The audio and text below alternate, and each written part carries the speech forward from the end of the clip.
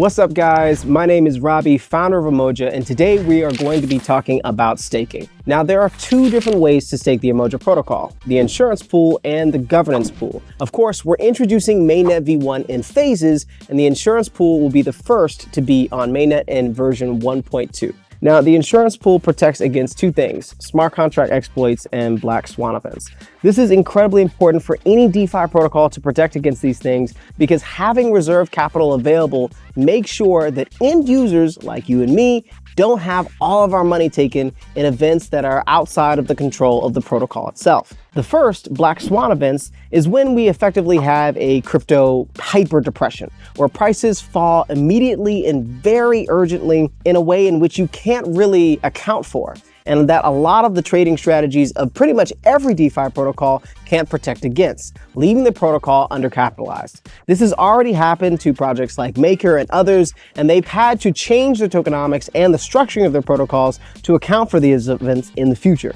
And so having an insurance pool, or a place where both the protocol and users can stake capital to protect other users, is very, very important, because it can help with protecting against shortfalls of capital. Now, the second is one that we're all aware of: smart contract exploits. Of course, Umoja has already undergone 3 audits from QuantStamp, Cyberscope, and Hackett, and will continue to do many different audits, as well as our own internal testing, to ensure that we minimize any risk of smart contract exploits. But sometimes things happen and, exploits happen. And so it's extremely important to have reserve capital to ensure any losses of any users. And so those are the 2 reasons why it's important to stake the insurance pool, is because it protects other users. And of course, we don't expect you to do this without anything or reward. We offer a very competitive APY that redistributes the revenues of the protocol back to stakers, in which they can reconvene, the principal and hopefully additional capital for taking on the responsibility of protecting others.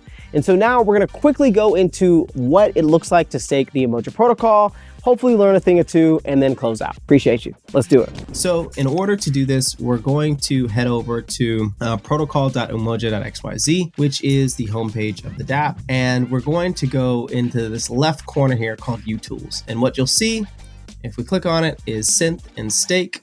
We're going to click on stake, and we're going to be on the staking page. Now, again, in mainnet v1, at least the initial version, what we call v1.1, we will have staking simply for the insurance pool, but of course, we'll have other types of staking that occur here as well, like the governance pool, etc. And so we will make sure that we are clicked on the stake toggle. And for this first version of staking, it's just staking USDC. So you need to make sure that you have USDC on the Arbitrum network. So please check that. Of course, if you do, we'll show you your balance right here. And you're just simply going to put the amount that you're going to stake. So let's say $10,000 for a super staker. Come on, everyone should do this. Then it's going to show you the equivalent in UUSD. So UUSD is the staking token of the insurance pool. It's just Umoja dollars, right? UUSD. This effectively tracks the APY that you'd be earning. So if you were to unstake later on, you could pay UUSD for your principal in USDC plus the earned APY that you got over that period of time. So once you've seen what you're going to pay into the insurance pool, what you're receiving in UUSD, you will press stake, and then you'll have a little modal very similar to that of Uniswap, in which you can check all the details.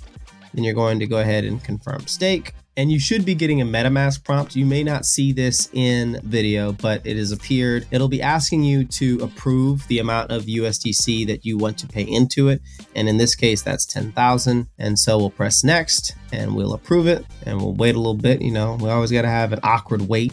A few moments later. There we go. And then a second MetaMask prompt will appear, and it will be asking you to facilitate the transaction. So the first one is an approval from your wallet to pay into the insurance pool, and the second one is actually approving the transaction itself so that you receive the UUSD. So you will press confirm, and you'll wait just a moment, and you'll finally get a modal comes up saying that you've gotten your UUSD has been minted. and you can check your wallet for more details. Another thing that's very important is the UUSD contract address, which we'll make sure that that's easily available for you to copy so that you don't have to go looking for it on a block explorer.